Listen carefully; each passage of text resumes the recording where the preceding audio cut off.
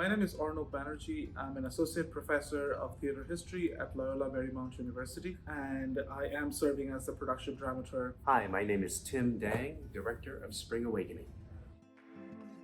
1890s Germany is a very interesting time. The subtitle for the play is a children's tragedy because no one understood teenagers or adolescents to be a separate category of humans who needed very specific attention. They would have been caught between this, not being an adult and not being a child phase, while not being treated with the respects or the social privileges of either of these categories. So when you look at Spring Awakening that takes place in 1890s Germany, some of the same pressures that they faced back then is still happening today in 2023.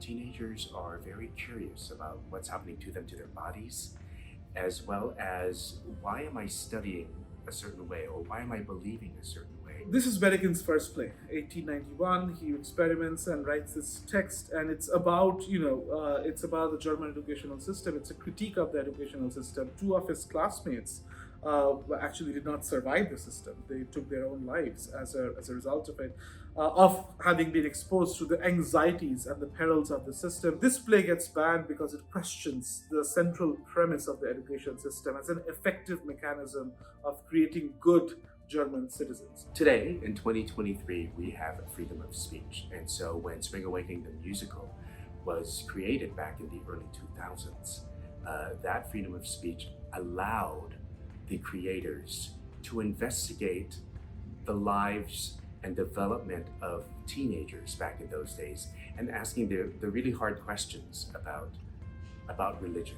about education, about sexuality. A lot of these subjects, which were once taboo, can actually be spoken and thought about and challenged. And when you have performers of color actually inhabiting these roles, this adds an additional complexity or intersectionality. I saw myself and my teenage angst represented.